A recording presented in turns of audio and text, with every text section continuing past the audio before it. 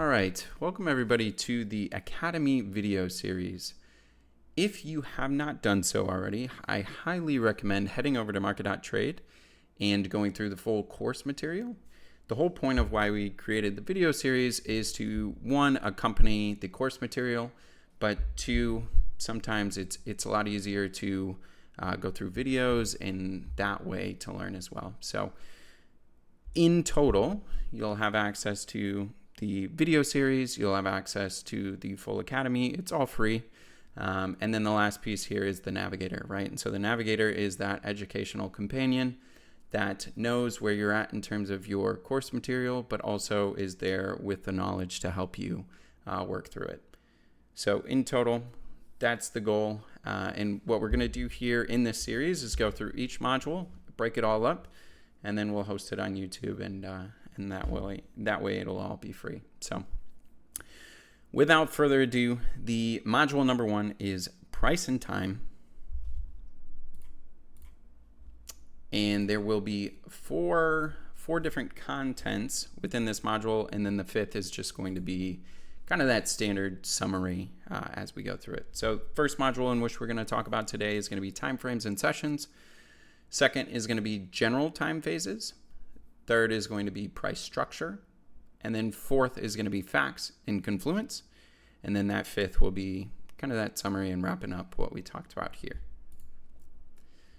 All right, to get things started, first and foremost, within the foundation, context is everything, right? And so what you're looking at here on this slide is 2 different time frames of bars. So I'm sure many of you are already familiar, but within opening up a chart, you can select 30-minute, an hour, 4-hour, those kind of bars, right? And so all of this slide is trying to dictate toward or tell you is higher time frames give much different context than lower time frames, right? So that higher time frame is going to give you kind of what that range is. So immediately all you see is one bar that dictates an open, a high, a low, and a close, right?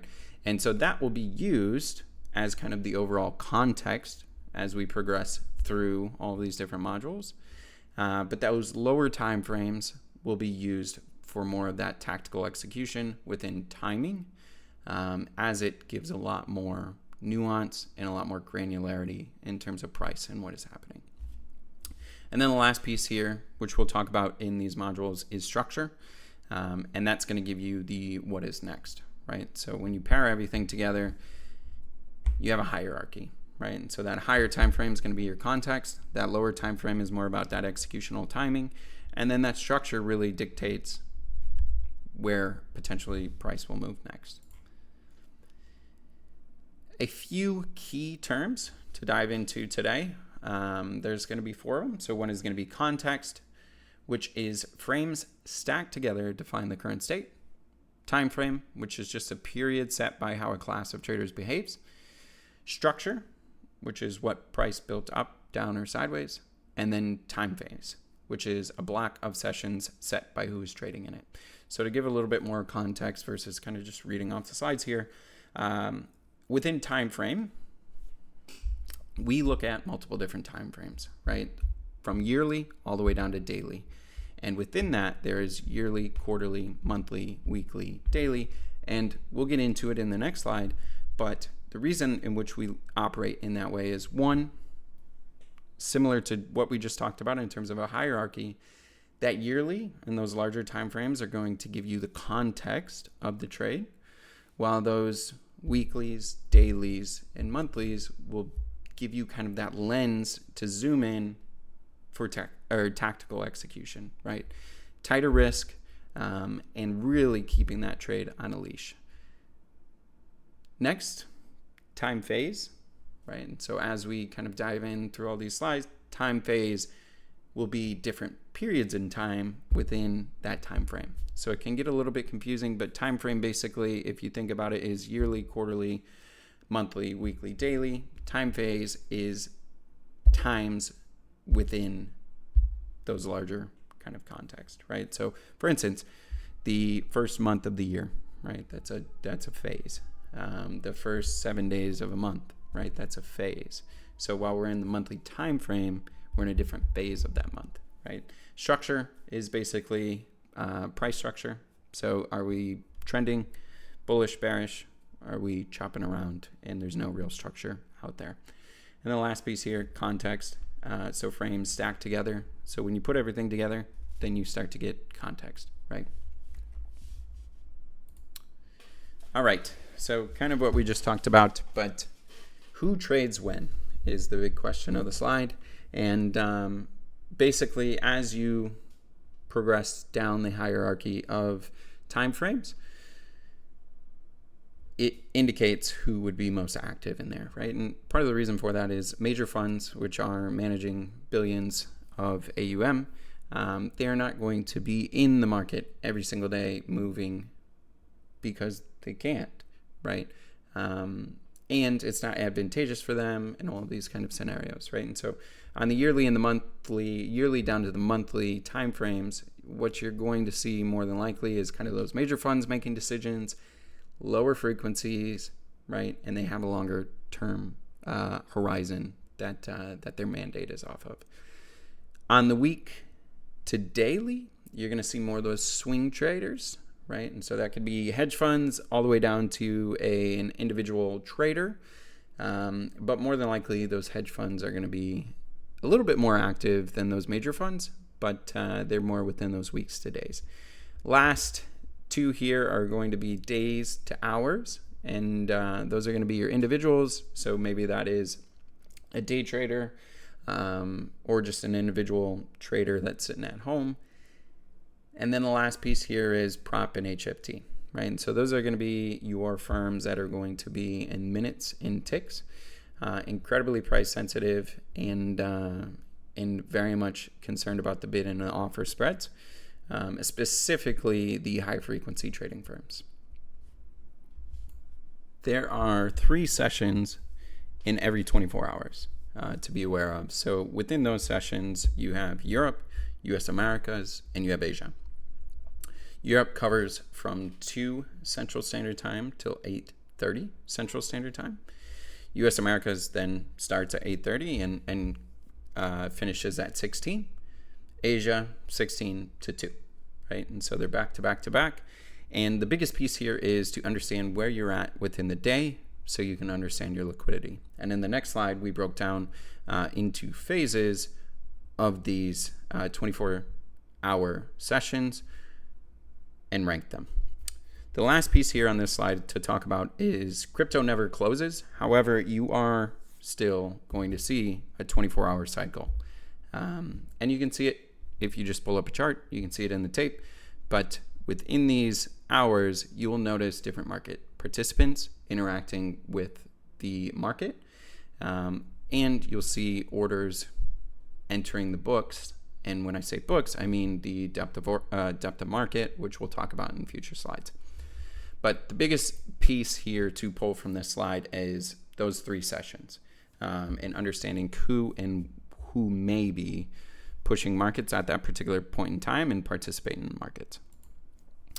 Okay, the next piece here that we need to talk about is those 5 phases that we just mentioned, and then we ranked them. So where is the best liquidity on that 24-hour session? US Open is going to be the highest rank for depth of liquidity, and then slowly it kind of breaks down into Asia and Europe. Overnight here in the United States is when you're going to see a lot less of that liquidity populating. Just because you can break the day down into 3 sessions and then break those 3 sessions down into 5 phases doesn't mean that all markets have to participate, right? If there's an event or there's something happening, markets for the most part now are accessible and are transitioning into 24/7, right? Crypto is already there, but we are starting to see the onside of that with some of the futures markets and all these kind of new products coming to market. And the best way to tell for liquidity is looking at the depth of market, right? And so what we have here and in the next slide is basically just visuals of depth of market. And so how to quick glance when you're looking at your depth of market is there adequate liquidity stacked up in the book?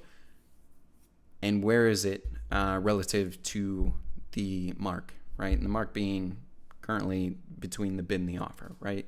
And so optimal, you're going to see that stack on the offer against the bid, and you're going to see a lot of size, right? And I think it's fair to also note that size is relative. And so if you are trading with smaller size, then you have the ability and privilege to move into some of these smaller, less optimal setups in terms of liquidity.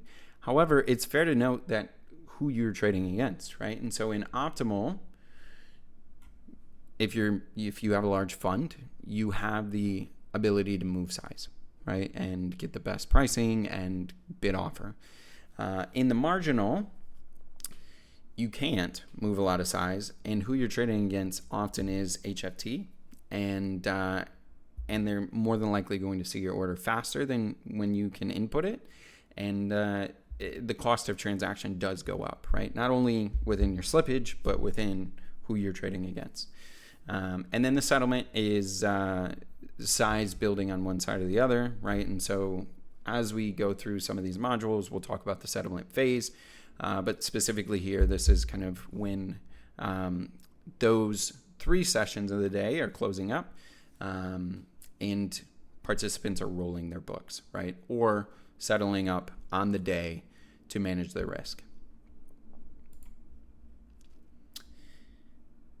All right, here is a depth of market, and specifically here, what are we looking for? So heavy offers above, bids are vanishing. And so as we are looking at that depth of market, again, we have the 3 sessions, we have the 5 phases, but this in practice is seeing that there's an offer here at 9399 with significant size and understanding that bids are backing off, right? And so that absolutely is not a pattern, that is a market behavior, right? And how aggressive this order steps down in the book will give you a little bit of insight on who's in the book. Do they need to get filled now, right? Or are they willing just to kind of sit on the offer and that's the price they like and that's where they're looking to execute? The next slide to talk about here is trade the clock. So we already know the 3 sessions within the day. We already know the 5 phases. We already know depth of market. The next piece is just putting it all together, right? And so each time in which you step onto the desk, what time is it? Who are you trading against, right? And so this one we didn't really brush on a lot, but respect the room, right? So understanding if you're trading off the market open, you are trading against some of the most informed and well-capitalized firms, which you may or may not want to do, or you may want to execute partial size, right? Understanding and respecting the room. The next piece here is nothing but time, right? And so while we've kind of classified these 3 sessions within the day and then the 5 phases, the depth of market is going to be your real-time guide for understanding, right? And spending the time on the depth of the market is what's most important. The last slide to talk about here is just a summary. So everything that we've talked about already, but basically we've defined everything in terms of 3 trading sessions within one 24-hour period, broken it down into 5 phases within those same sessions, right? Where the best liquidity is, especially for executing size and all of those kind of things, and the risk, right, of who you're trading against. And then the last piece here is just trading the clock, right? And so a general understanding of the 3 sessions, 5 phases, and then using the depth of market with kind of those categories to understand where you can get the size that you're looking for and what's the best time in which to execute. That is all for price and time. Next module will be module 2, where we will go over time frame market structure. See you in the next one.